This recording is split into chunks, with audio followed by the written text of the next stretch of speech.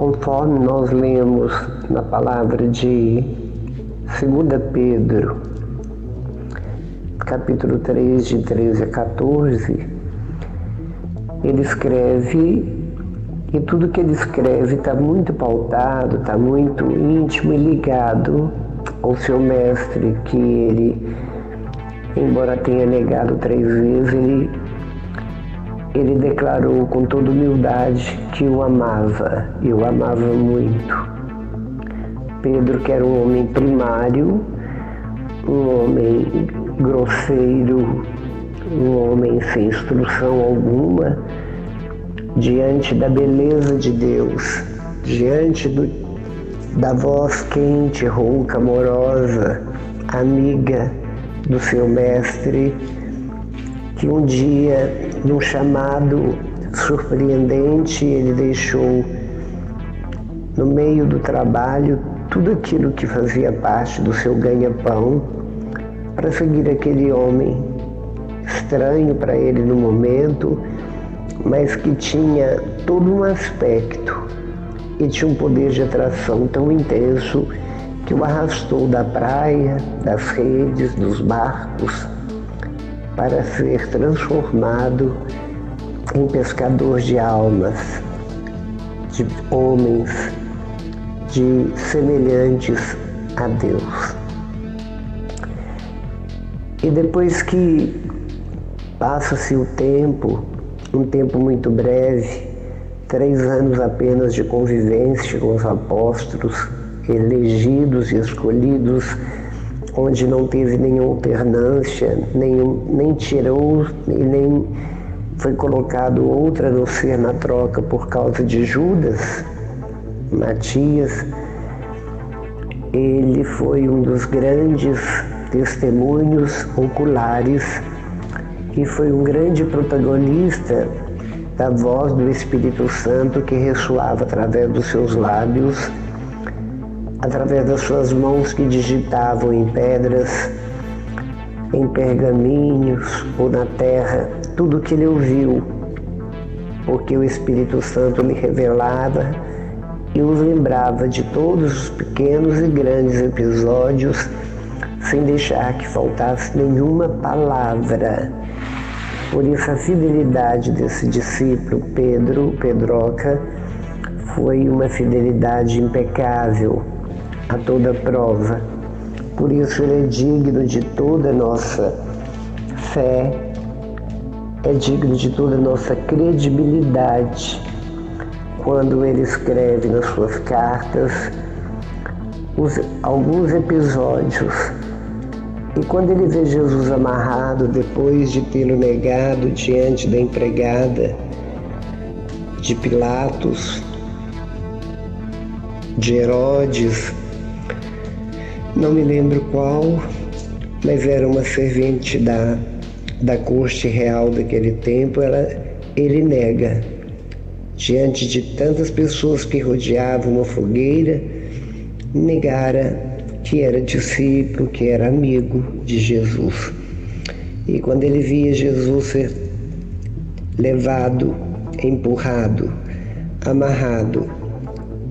para a cruz, para julgamento, ele sai para o jardim chorando depois de ouvir 3 vezes o canto do galo já previsto e profetizado por Jesus, e ele chora não pelo ato em si, ele chora a dor de quem ele havia traído, por quem ele traiu, negou. A negação que ele fez a uma pessoa que ele sabia internamente, sabia pela própria voz do coração que não erra, o quanto ele era santo, justo, inocente e amigo. E chora copiosamente. Mas diante de Jesus, depois de ter quebrado tudo aquilo que era medo, tudo aquilo que era covardia dentro dele,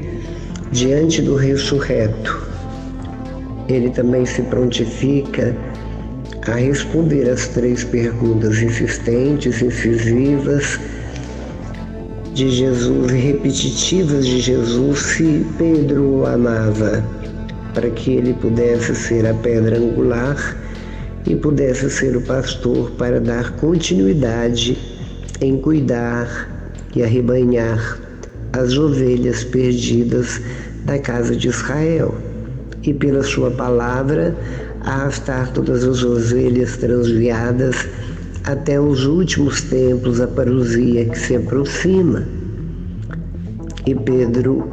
com toda a autoridade, embora humilhado, de ver a grandeza da humildade de Jesus, de ver que em Jesus não havia absolutamente nenhuma nódoa, nenhuma mancha de orgulho, de mágoa, de ressentimento, mas ao contrário, de um perdão extenso e generoso, responde entre lágrimas que o amava. E com isso Jesus fecha todas aquelas perguntas, dando-lhe chaves, as chaves do redil, que é a igreja, dando-lhes autoridade sobre as ovelhas,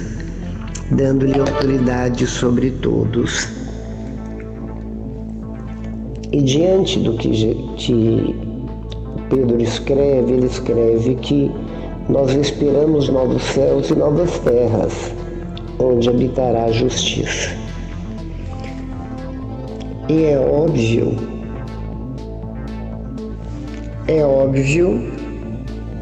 que estes novos céus e essas novas terras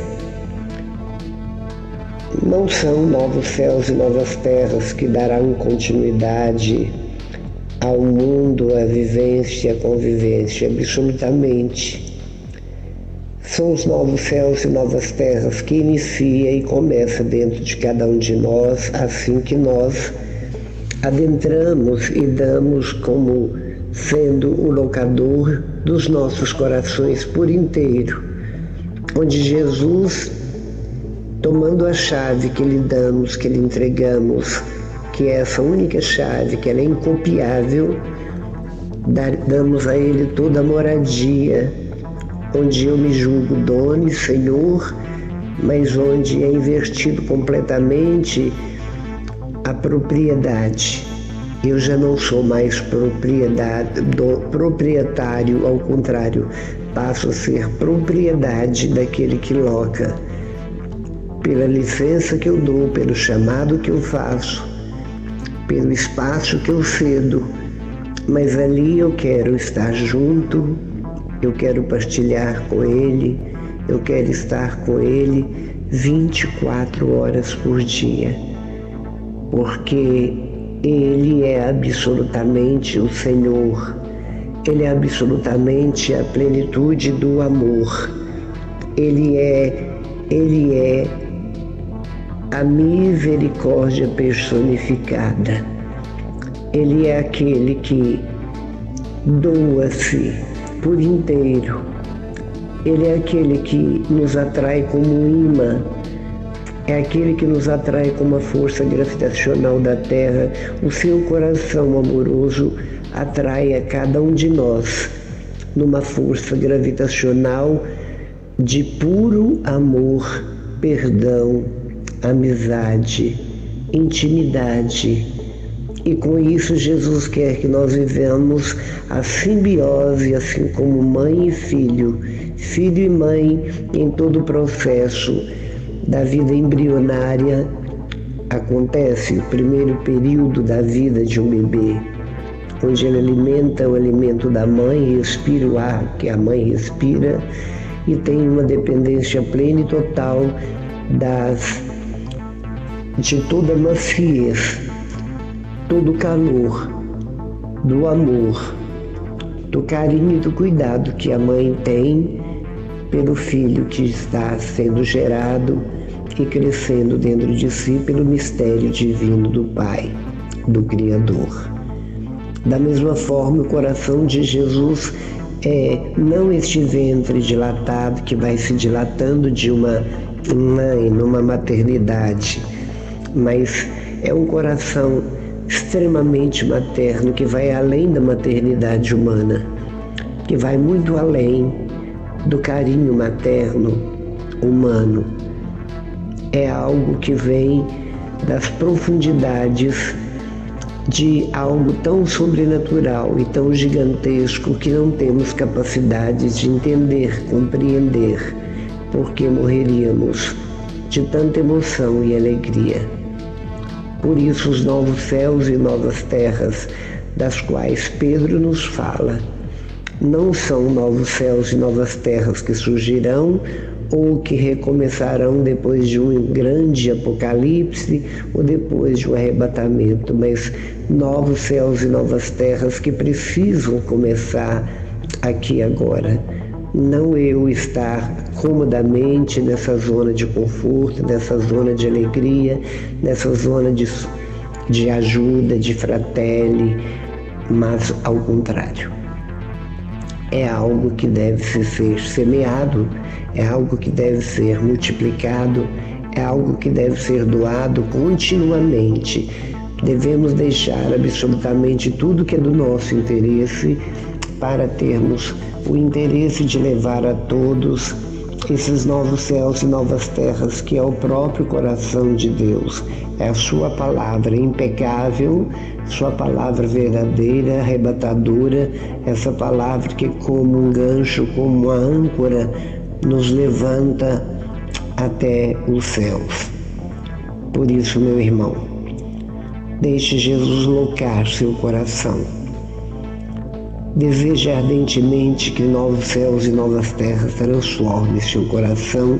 em algo dessa natureza, porque é o que Deus quer.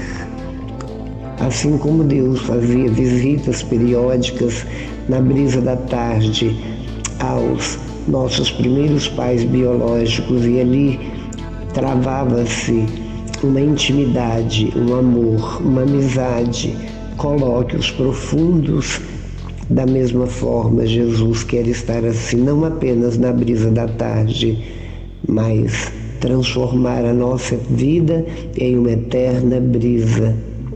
uma brisa de amor, com odores celestiais, com músicas sonoras que nos eleva, elevando-nos a nos sentir na importância que Deus dá a cada um de nós e que aqui nós não percebemos, pois o desamor, ele rouba, ele tira, ele nos faz nos leva a destituir, ele destrói absolutamente tudo aquilo que vem de Deus, para colocar exatamente aquilo que o mundo, pela infelicidade dele, quer que nós sejamos contagiados pelo desamor. E o amor é o oxigênio, é o sentido, é absolutamente o que leva nosso coração a nos manter vivos, a que leva todo o nosso ser a viver, a respirar, a ter o sopro e o hálito da vida, até que nós possamos ir para definitivamente, sem depender de batidas de corações, de vidas sanguíneas, sem depender de órgãos funcionando, aparelhos funcionando dentro de nós, os aparelhos digestivos, respiratórios e outros funcionam, mas apenas nosso espírito, a nossa essência, nossa coluna vertebral, aquilo que verdadeiramente somos. E aí então, novos céus e novas terras, em outro sentido, num sentido ápice,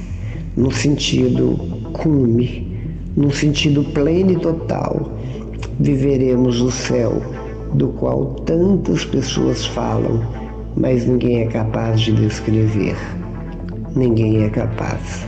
E nem será capaz. Apenas pinceladas já nos foram ditos, mas o real e verdadeiro não conseguiremos ouvir. Tal é a grandeza,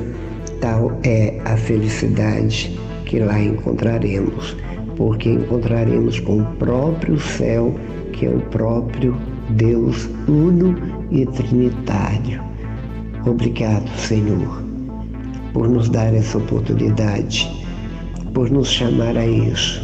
por nos desejar, assim como desejastes no trazer do nada à existência, o Senhor está desejando da mesma forma nos levar para si, para que a nossa vida, que um dia brotou do nada para a existência, continua por toda a eternidade ao teu lado, onde seremos felizes para sempre. Amém.